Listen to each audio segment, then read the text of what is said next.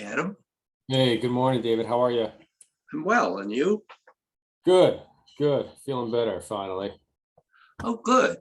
Yeah, About time. I know. It took a while, Yeah, but it did. yeah, You must have really gotten clobbered a little.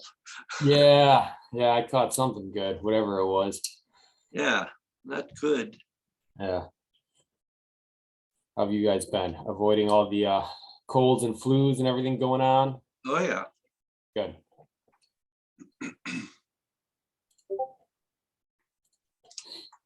We're very committed to masks. I don't care what they say. I know, I know. Can't believe it keeps coming up in the headlines, I know. Come Like, on, guys. how are we still talking about this? Right. Morning, Bill. Morning, David. Hi, Adam. Hey, good morning. How are you this morning? I'm doing okay. Well, that's good. Getting next week I'll probably miss because I'm getting cataracts done. Oh, Oh, going to be Yeah. able to see us. Yeah, at least brighter. I huh. hope. Morning. Morning, Bill. Morning. I just read your email. You have news.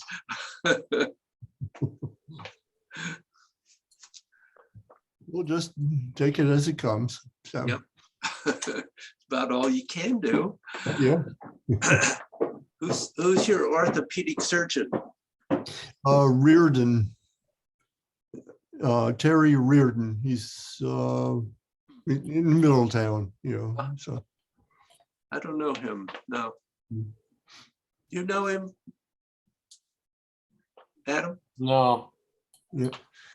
He came highly recommended by a number of people. Oh, good. Two nurses, one of whom worked at the hospital with him, and two patients, et cetera, et cetera. And I'm extremely happy with him.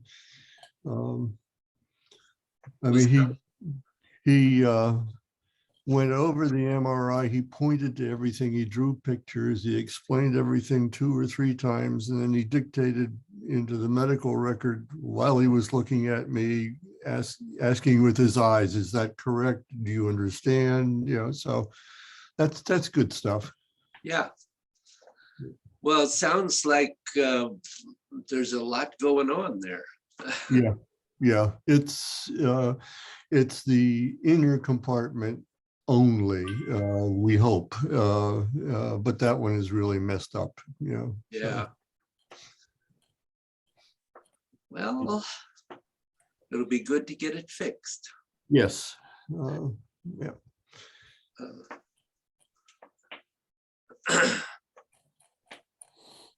All right, Joanne, what are you doing? We know what she's probably doing. She's on a meeting on Zoom. Right. Well, she's not doing a great job at world peace right now. Huh. It's not her fault.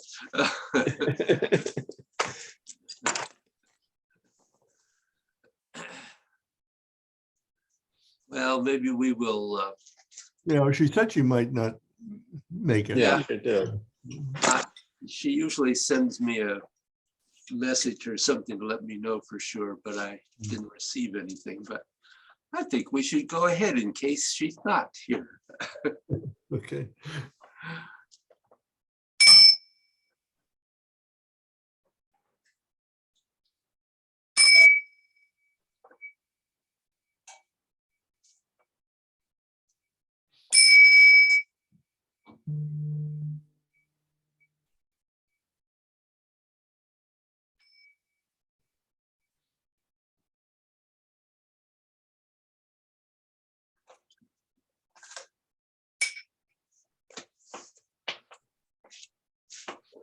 Questions, problems, successes? discoveries, progress, I think retreat. more success with kidney breathing. It seems to feel like when breathing into the kidneys is smaller than you, or at least I would initially think. Hmm. It seems to be almost like a pinpoint focus. So I don't know if that's on track or not, but Well, it's better than no focus. But I don't really know the answer to that. My experience, my own experience is not that. I experience the kidneys as, I don't know, fairly large. Fist size comes to mind.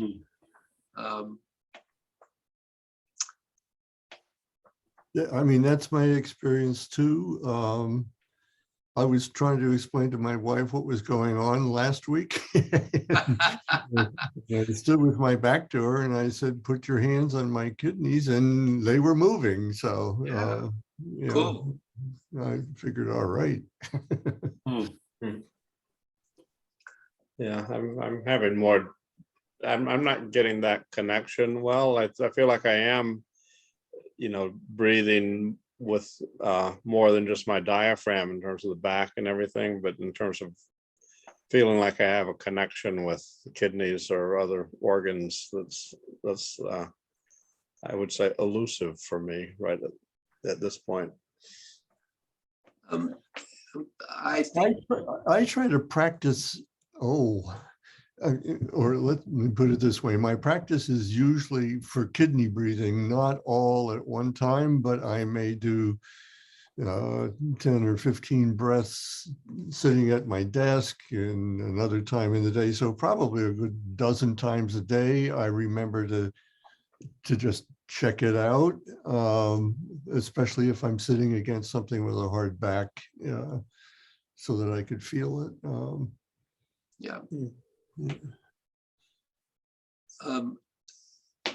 Obviously, feeling the organs is not something we grow up with an awareness about or of.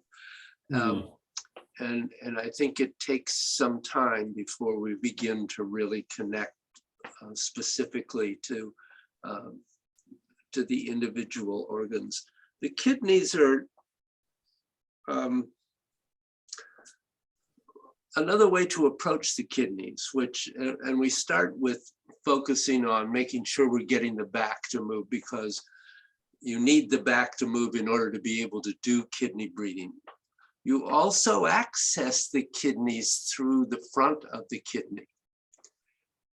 As a matter of fact, it may energetically be the easier access point, but the expansion of the back is important to allow kidney breathing to occur. But you might try, if you're, in your kidney breathing, you might try to be aware of breathing into them in front as well as expanding the back. Okay. Go ahead. I don't know whether that'll be helpful. No, I just said, okay. Okay.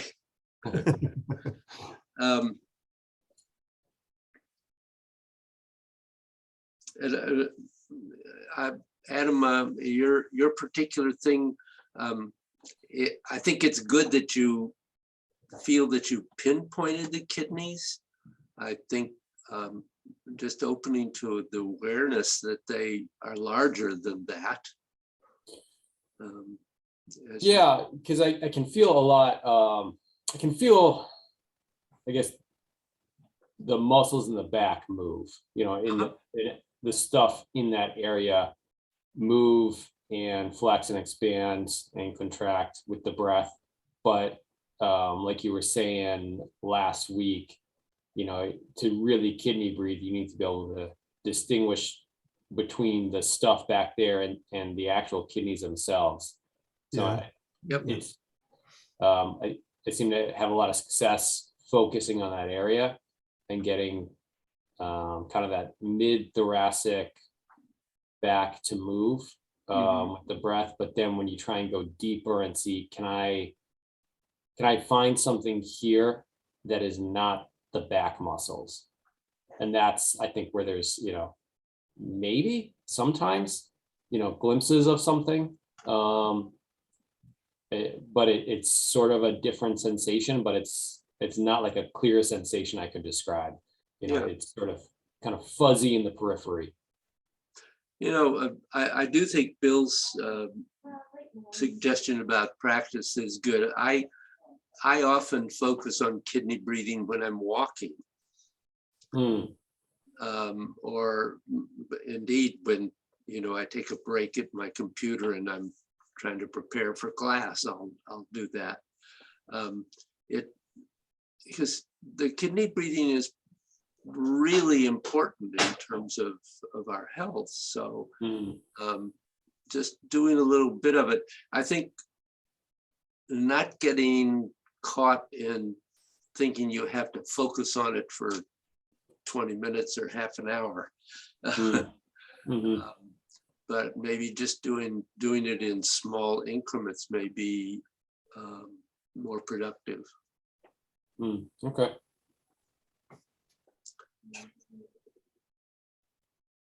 So I did want to know about that. What about the rest of God's? So, but actually, the same, really in this same subject, feeling your liver and spleen breathing, particularly when you're doing movement 3, may be even more difficult for some of us than kidney breathing.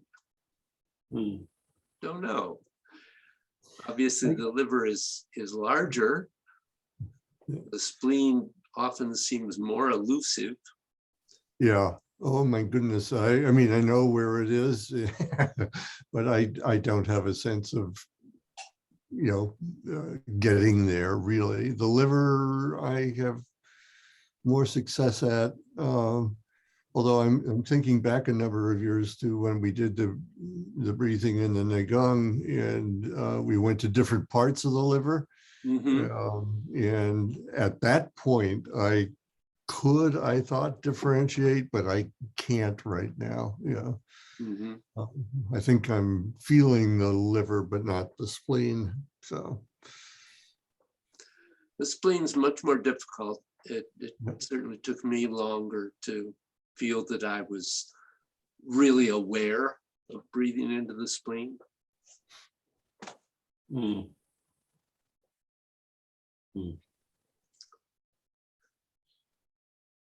Bill Bynum, how about for you? Yeah, that's, well, I'm, again, even with the liver and spleen, I'm not feeling that connection.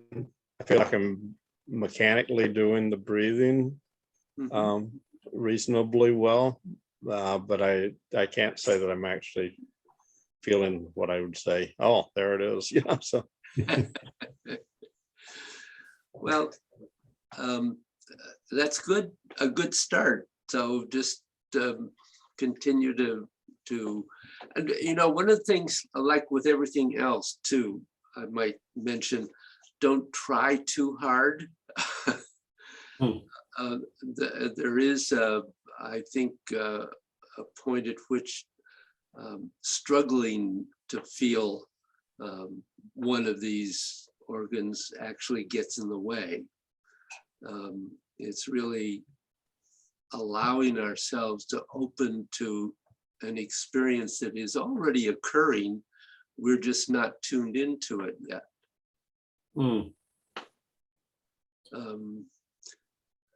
And as with virtually everything we do, putting too much effort into it gets in the way. That's another aspect of this. Yeah, it's interesting because, you know, when I focus on the organs and breathing into them, kind of regardless of how well I feel I'm doing with that, when I do that with the movement, the energy and the movement seems to be so much more alive. You know, so it seems like, you know, whether or not I can connect with doing it doesn't really impact whether it impacts everything else you're doing. So Yep, good. So, any other issues or questions or anything else anybody wants to raise before I give you something else to think about? Oh, there's more? Yeah. Yeah. I think in terms of, you know, trying to not interrupt the, you know, keep a constant flow through movements and through the transitions too is always somewhat of a challenge, but I think that's coming along a lot better Oh, for good. me. That is important. Good. Well,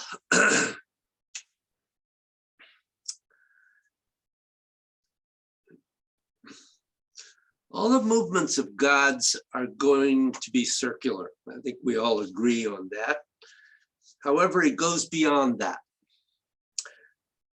It goes towards the movements of the arms and even the body and legs being spherical. Now, what's the difference between a circle and a sphere? A circle is essentially on one plane of motion, and a sphere is essentially circles in every plane of motion simultaneously. Now, for a moment, just to get you into this and make a bridge between where you are and where you want to go, I'm going to show you a technique that comes from Bagua. And frankly speaking, this comes from some old stuff that's in Chicot that came from Bagua. And it's very simple. It is the sense of getting your body to feel what a sphere is if you do it in movement. Now you're really going to get your arms to be, if you're going to really get your arms to be spherical, you're going to have the sense that everything from your fingertips to the crown of your head to your toes is internally moving in a spherical fashion. I should mention that in terms of fluid circulation in the body, any fluid, name your fluid, spherical movement is the way to generate maximum fluid motion inside the body.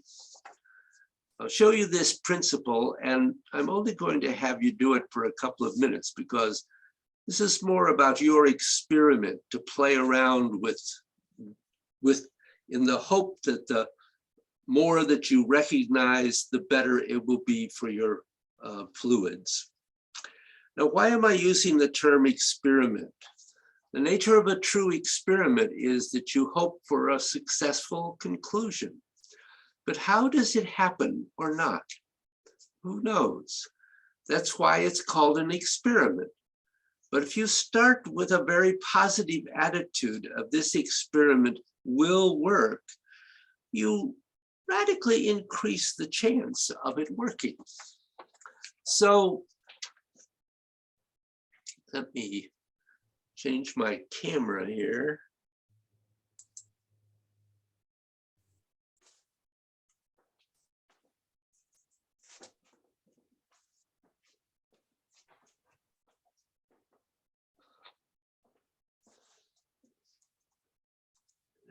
So get me up so you can hopefully see this.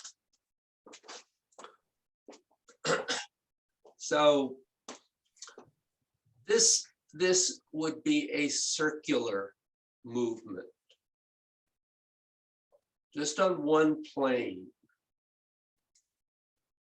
But then this becomes a spherical movement in which the spheres are continuing to keep all of those multiple circles going constantly. So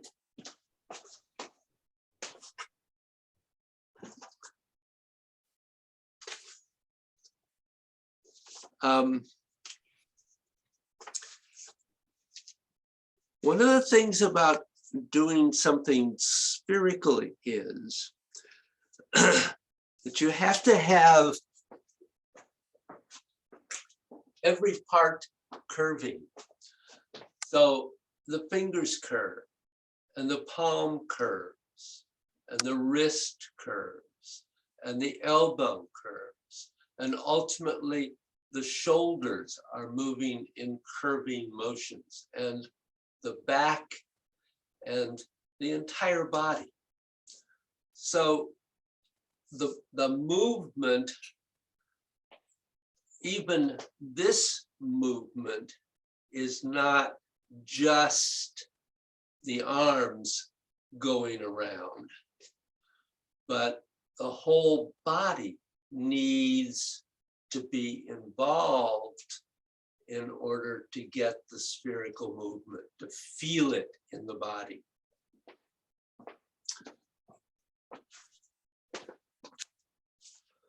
So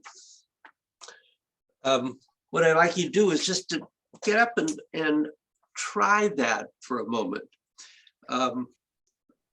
Just circle your arms and get the sense first of the circle, and then see if you can play a little bit with that spherical motion. Okay. Okay.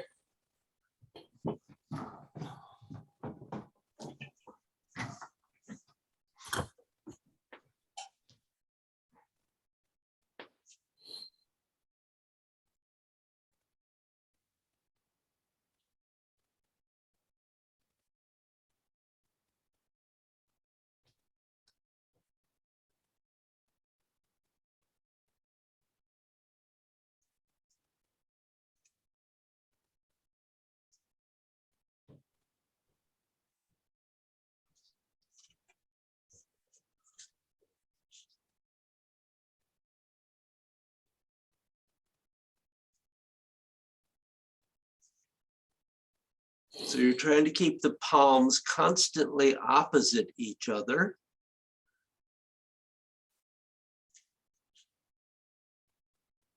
And they don't necessarily have to change size. You can simply rotate that sphere.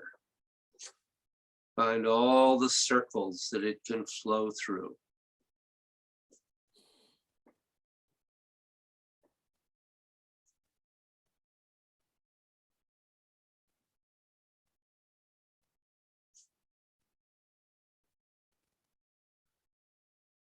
So try to involve the body as well as the arms.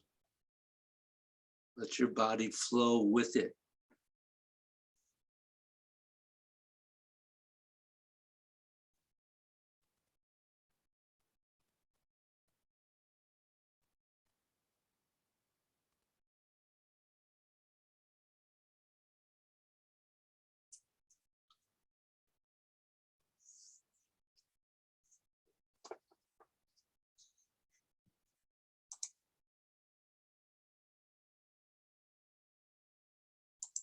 Okay.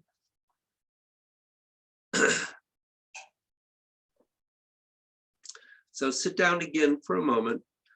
So that's something you can play with.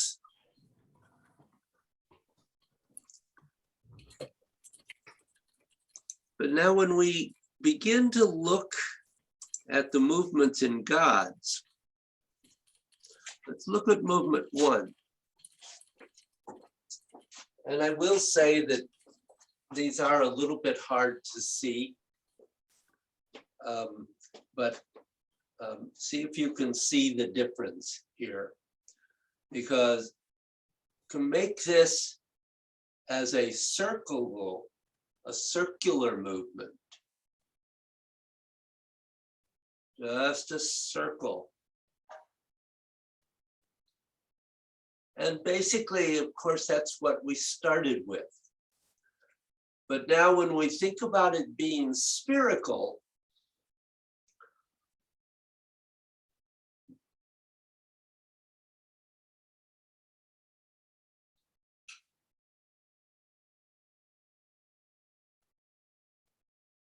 there is more curve and rotation in the arms and body as you're moving through that.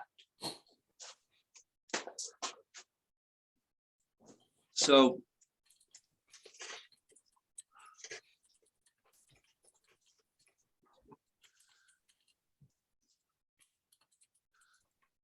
the degree that your arm motions can become more spherical, and I'm being really deliberately repetitive here now, you will move the maximum amount of fluids in your body.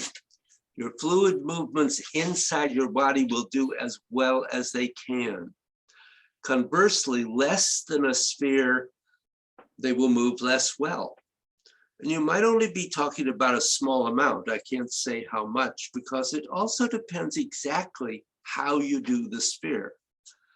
But God's was the first true Qigong system that evolved after Bagua and became codified as a central Qigong method. Master Liu said that most likely God's was there before Bagua, but nobody knows. The tradition does not comment on it.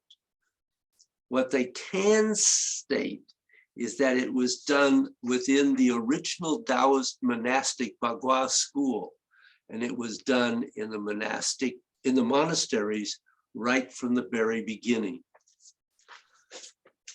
So also then when we get to movement 2, clearly it too could be done as a circle. And that would not necessarily be a bad thing by any means, but we would like for it to have more than that and be spherical, so that there is a rounding and finding those planes of movement in every direction. We have to realize that it's not just in this direction, although when I'm talking about this direction, I'm also talking about going behind the body energetically. It's going out to the sides, it's going on the diagonals, it's going in every direction.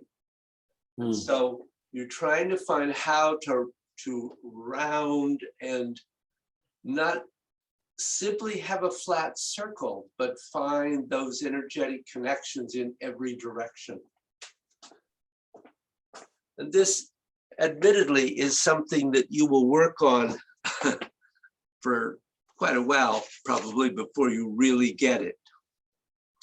But we have to remember that a sphere is front, back, left, and right, and any diagonal you can imagine.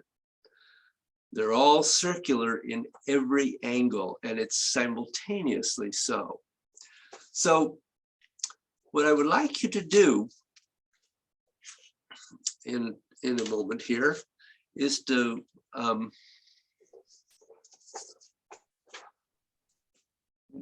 go through the first 4 movements, maybe with 8 or 10 repetitions. And what I'm asking of you, and why I'm not going to demonstrate the other movements, is that I want you to seek and find. You're now going to engage in a phrase that Bruce loves from the Cultural Revolution. They called it a struggle session, which means you have no idea how to do it. So struggle with it. See if you can find it, or at least try to find it, so that when we come back, you have some idea, some sense of it so that you can gradually begin to incorporate this principle. So I'd like you to get up and go through those first 4 movements in Gods and see how you can make that movement spherical. Anybody have a question first?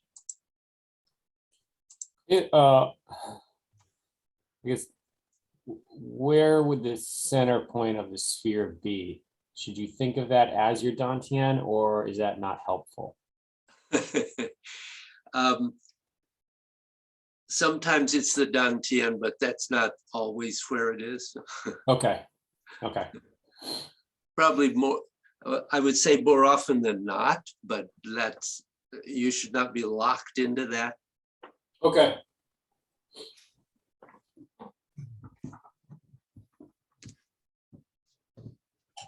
David, are you going to tell us when to switch postures? Or should we do a certain amount? Is it difficult to count? No. Yeah, just do 10 of each. Give yourself a real chance to play with this.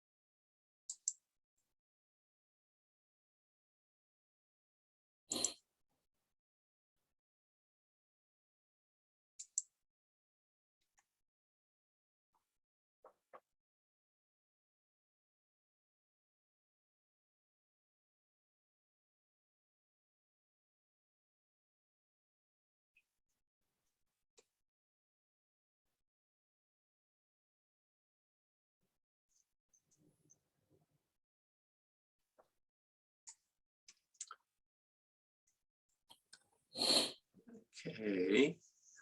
So what did you discover in doing that?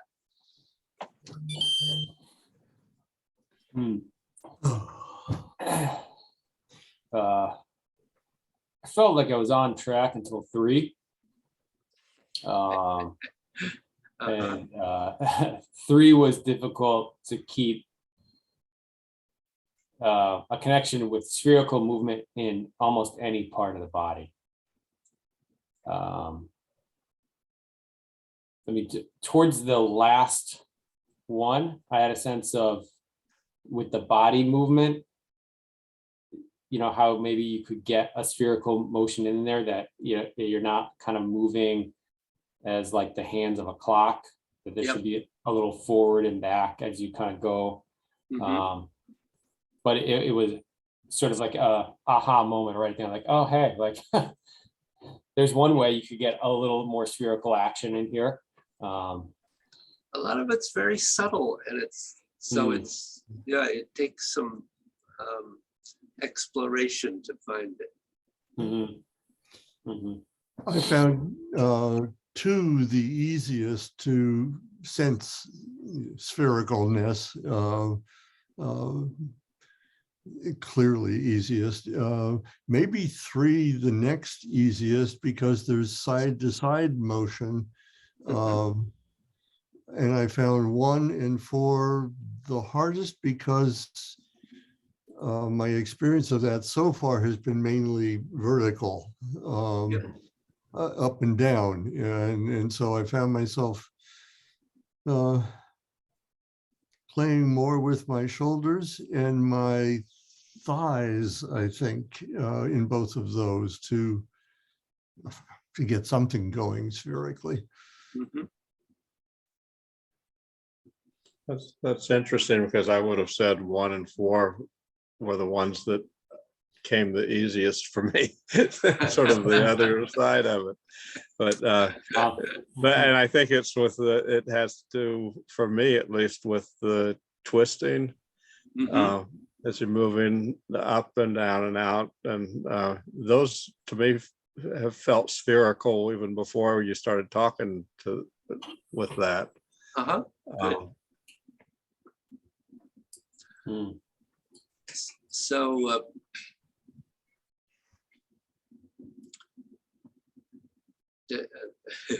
at some point, Bill Nagel, we've got to work on 4 again. Okay.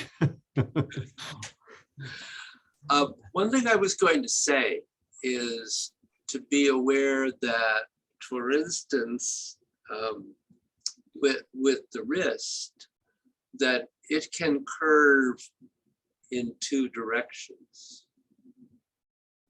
So it's not, the wrist is one joint that can go both ways, whereas most of the fingers and the hand really only work in one direction. Hmm. The elbow and shoulders do a lot. Yeah. They do a lot. So play with this.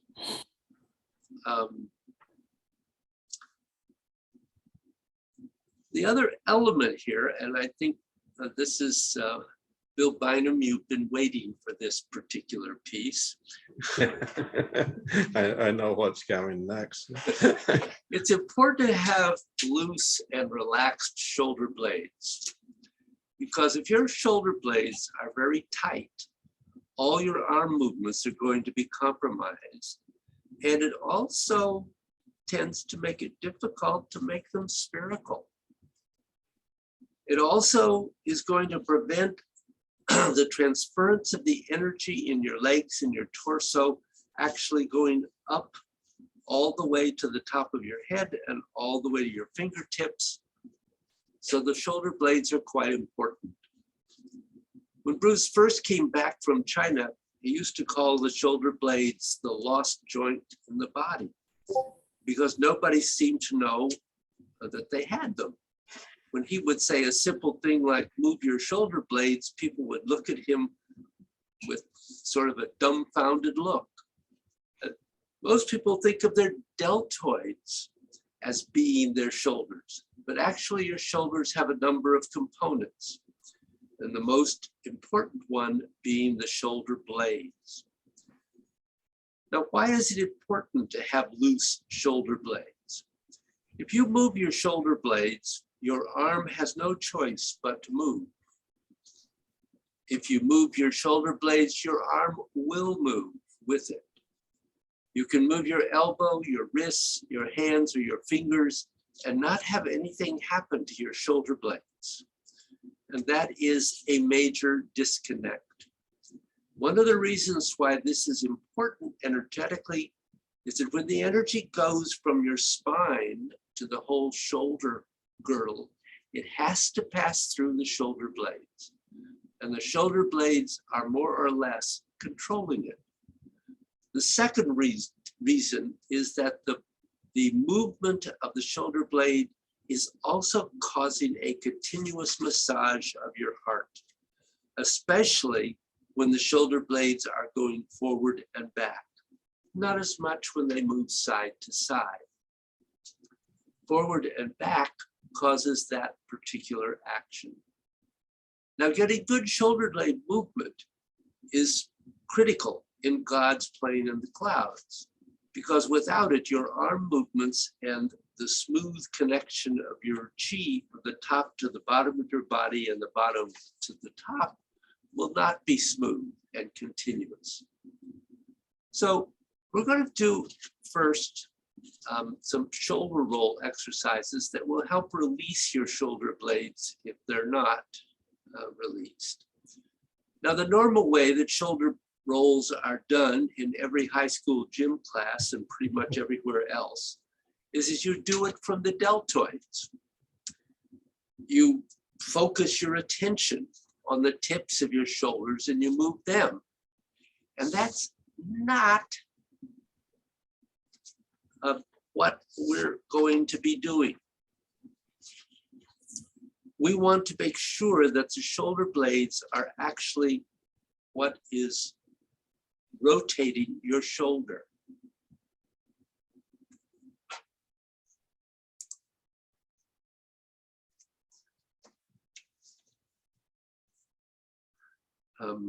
What it is not part of this, well, it's not part of this course. Bruce does teach in another course about the back, how the shoulder blades can actually stretch the fascia all the way through your feet, through your back to your neck and your head. And that stretching of the fascia actually relieves an immense amount of back and neck pain just by itself without anything else. A second reason is that when the fascial movement happens, chi moves through your body through various biological mechanisms. It moves through your blood, through your nerves. It also moves through your fascia.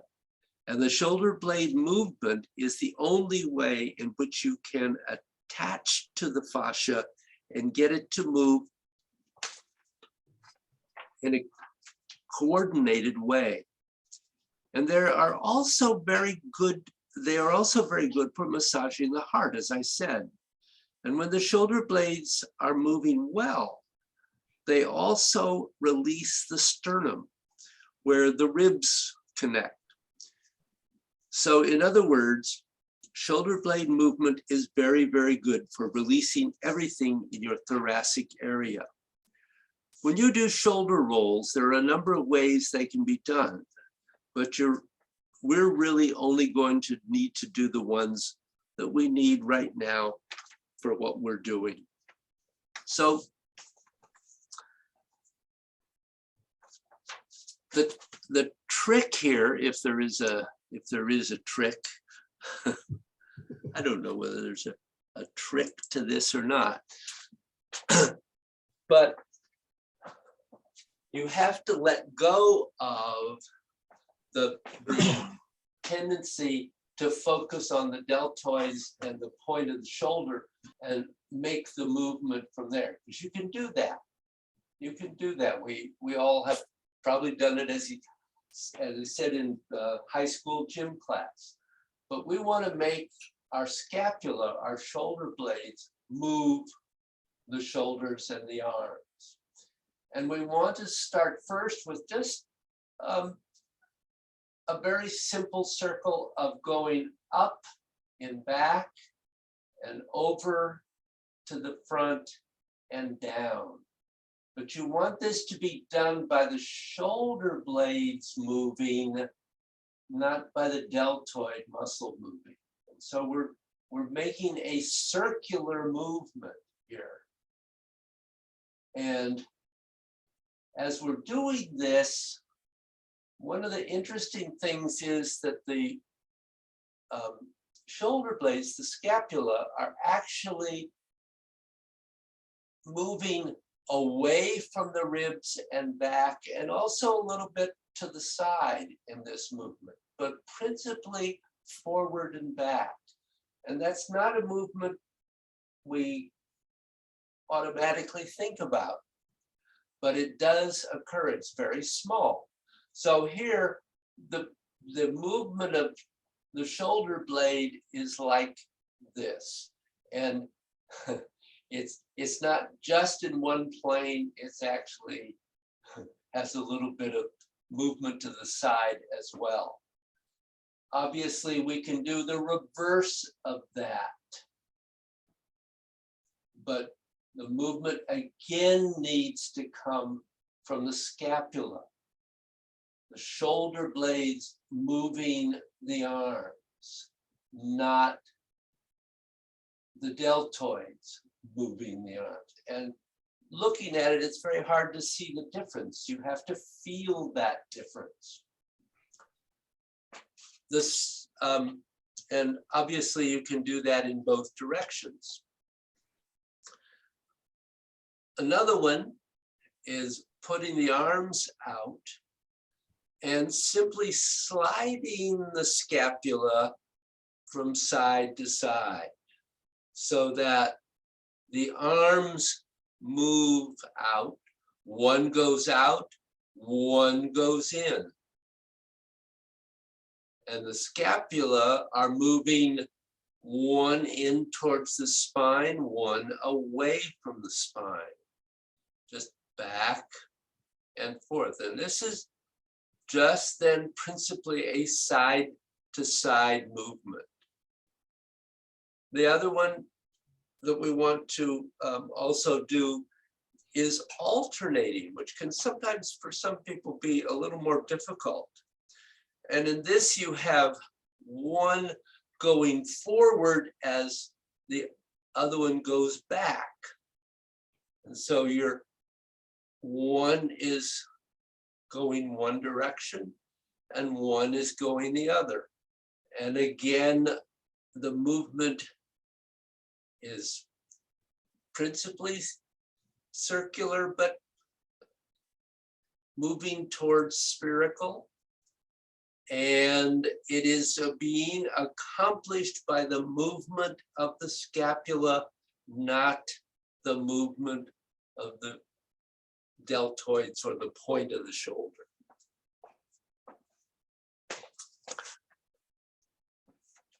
So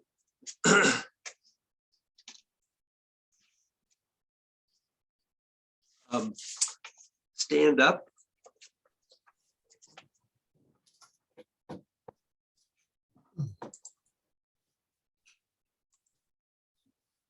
And so the first movement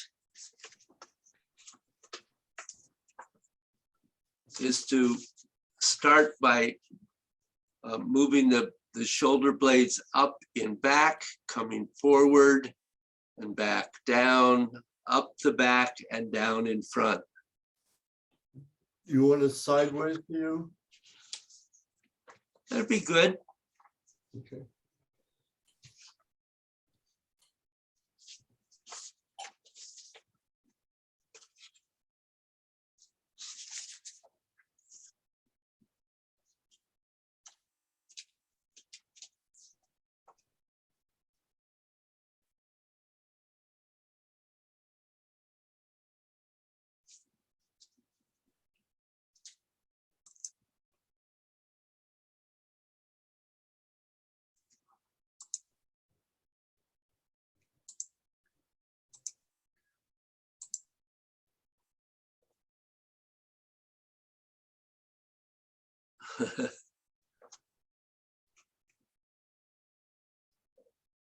So, Bill Bynum, I feel like I want to say to you, relax. Almost feels like you're trying too hard.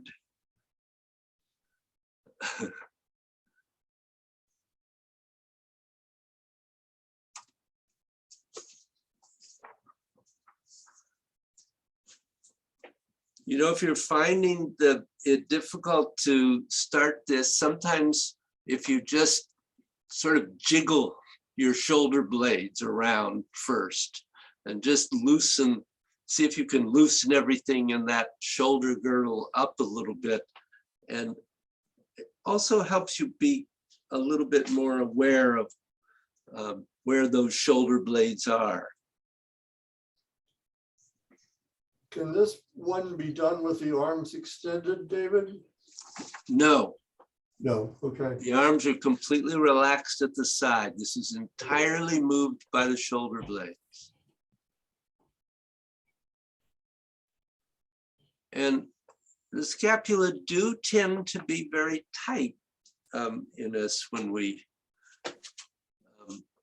have been around for a while, depending on what's gone on in our life.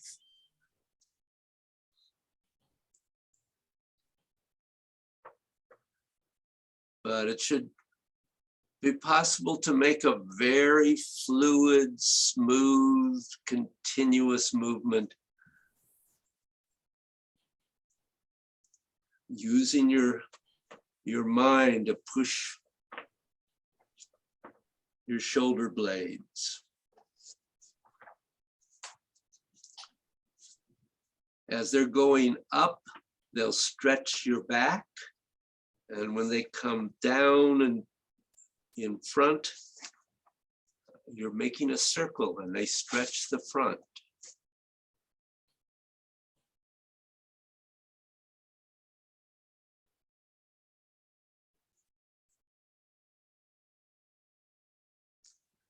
So really make sure that you maintain a circle.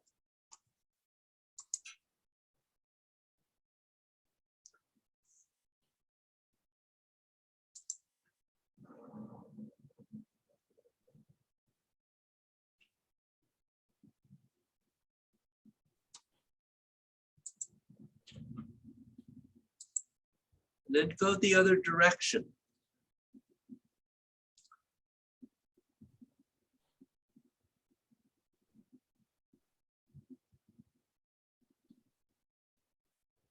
Relax the arms, let them just hang. So that you really focus on putting your mind inside your body.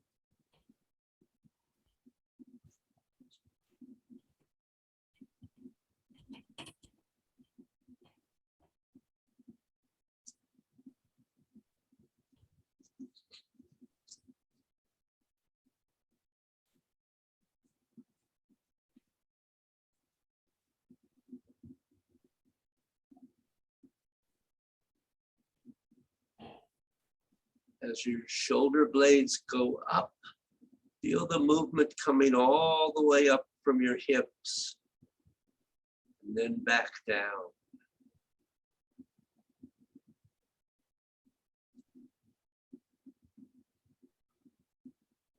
Stretch the front of your body on the way up and the back on the way down.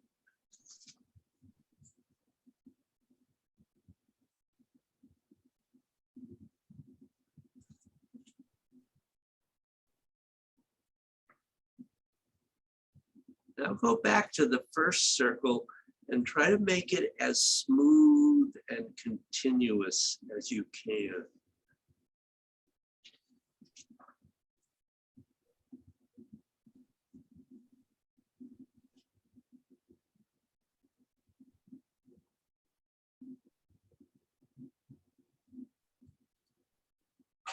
You don't have to go fast, it can be slow.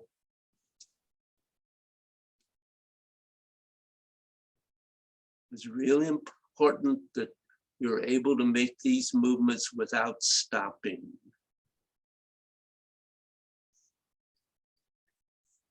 and reverse. Try to make the reverse smooth, flowing.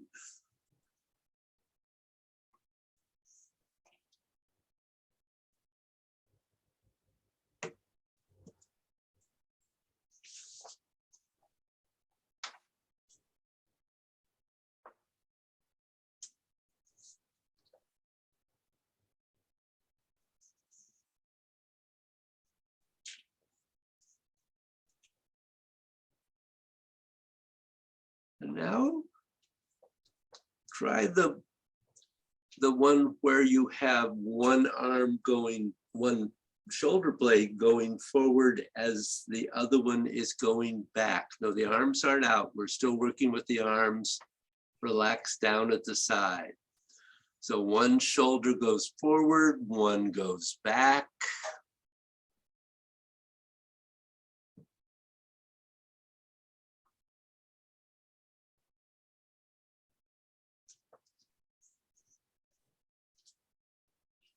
Don't use the deltoids, use the scapula.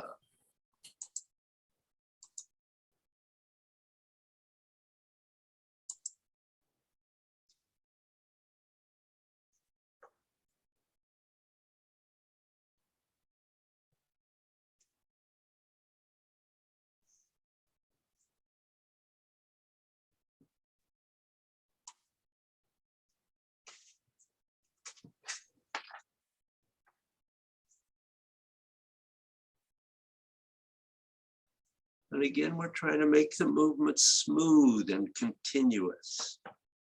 One up, one down. One up, one down.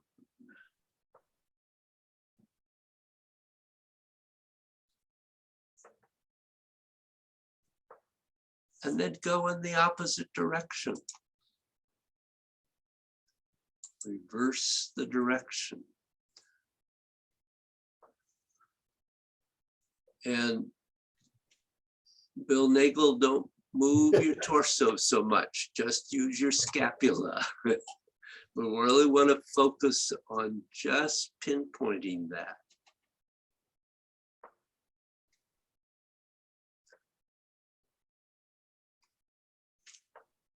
So we're trying not to use any other part of the body, just the scapula.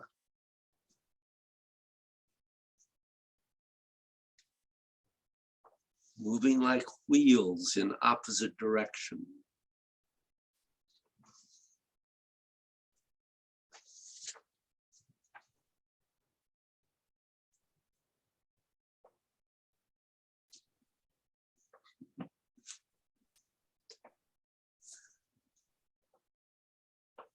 If you were here, Bill Nagel, I would hold your body. Okay. Okay. Really isolate the scapula in all of these movements. You got my body going with that spherical session. And then go to the other one, the third one, where you just put the arms straight out to the sides and you can feel what height is comfortable. Don't put them at a height where you're tensing everything up. Let the elbows drop down a little bit and just slide the scapula from side to side. So you move one arm out, one arm in, one scapula out, the other one in relation to the spine.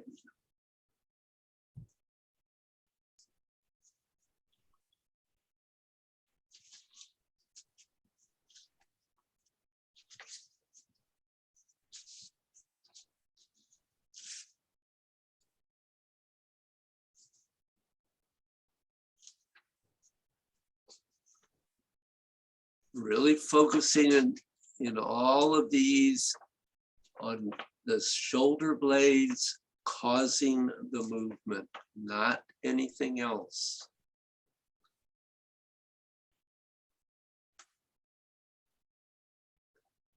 If your shoulder blades are not moving smoothly, when you start to move in God's, the place where your shoulder blades lock up is where your movement is going to cease being smooth, and you'll have trouble getting through it. And not because you are mentally deficient or not following instructions, it's simply going to be because your shoulder blades are not going to allow you to move freely.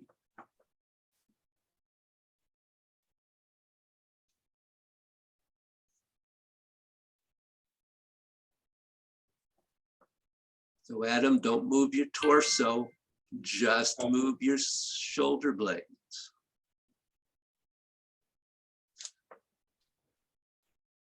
Your torso does not have to move when the shoulder blades move.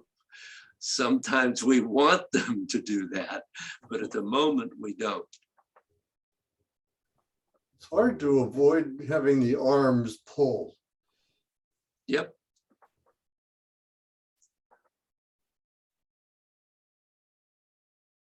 Okay, so relax. So these are very good exercises to do to really loosen up the scapula and get you to feel them move. And clearly, these would be helpful to all of you. Yeah. Anybody have any questions at this point? Okay, so as you practice, when you get into God's, one of the things is to really be aware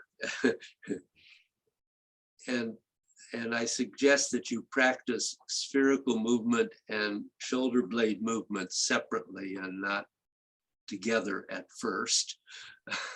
Eventually, yes, together, but not at first. But really focus on, at first, just your arm movements being moved by the scapula. See if you can really focus on that.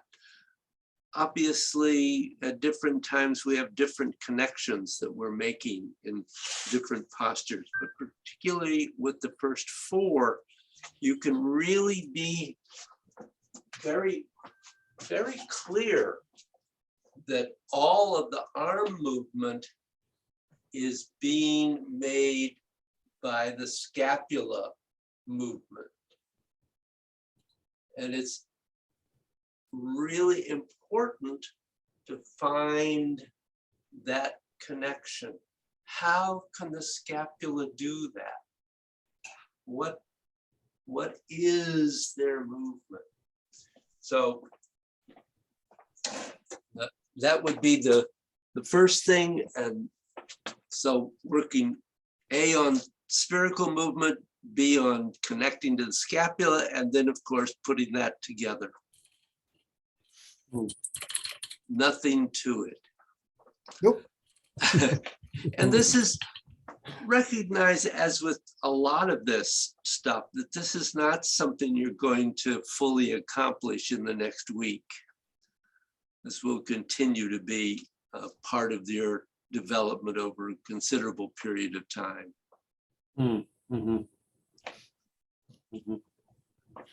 So, questions?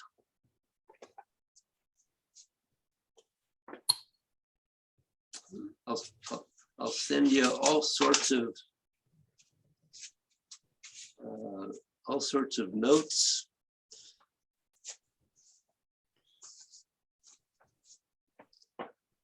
And I hope you have fun practicing. Sounds good. Thank you, David. Yeah, thank you. David, yeah. Loosen up those shoulder blades. Thank you. Thank you. Thank you. Have a See good you week. all. Oh, this is the beginning of a new session, by the way. Oh, Right. Yes. Okay. Thanks. Very good. Yeah. Take care.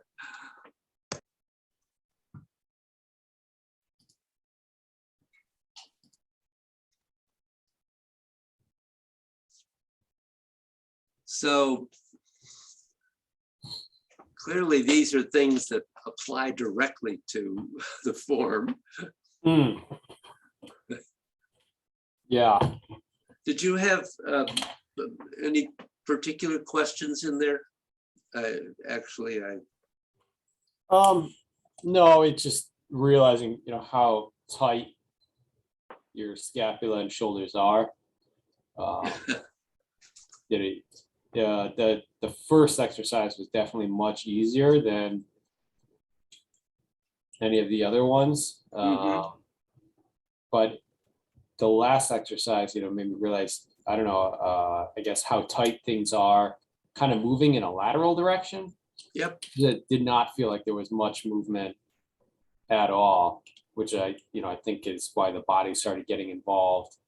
And like Bill said, it almost feels like the arm pulls you along instead of the scapula pushing and moving the arm. Yep. So I think there's just a lot of tightness there, which instead of feeling like the scapula, can move in a circle, it almost feels like they had one movement pattern where it was like they could, from being on your back, swing up, kind of pull up on a diagonal and go back down on that diagonal. And that was kind of the movement pattern that they wanted to do. And it really had to work to kind of round that out, and from the top, really not just drop back down on the same angle, but try and come around and back down. It's didn't want to do it. Or as soon as you were at the top and tried to move anywhere, I definitely felt all of the deltoids kind of taken over, and now like pulling that along. Yep. So It, definitely a challenge. until you really focus on those, unless you have pain around your scapula, you don't realize how tight that area gets. Yeah. Massage can be in that area, can be really helpful. Yeah, actually, I started going to a massage right up the road. Been trying to get in there every 2 weeks, but it hasn't worked out. It's been like every 4 weeks. Yeah. Because there's kind of just one spot on that right side that I've had for a long, long time. I've only had 2 sessions so far, but I mean, the first session, the guy almost laughed. It was like, I don't even know how you move your arm. It's like so messed up in there. And then it's all, the whole like kinetic chain is all messed up, Yep. So because that's all tight. The like left lower back coming up to like the mid thoracic area is all, like iron tight, to try and compensate, and then kind of coming up the neck, it's all tight. So, Yeah. Sometimes you need that feedback to be like, wow, yeah, I guess I never feel kind of how tight that is. Yep. So That's great. I'm glad you're doing that. That will be helpful, I'm sure. yeah, I found a guy who does kind of like a sports focused massage, instead of like a relaxing, feel good type of thing. It's a little painful, in a good way. Yep. But so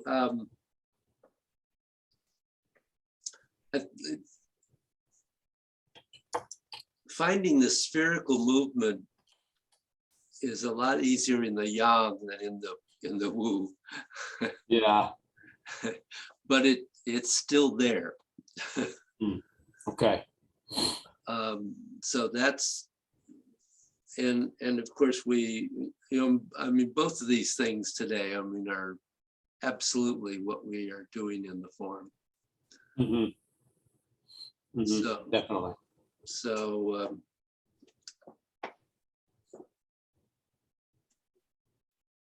I don't know, do you want to try a little? Sure. Yeah. Out of the way.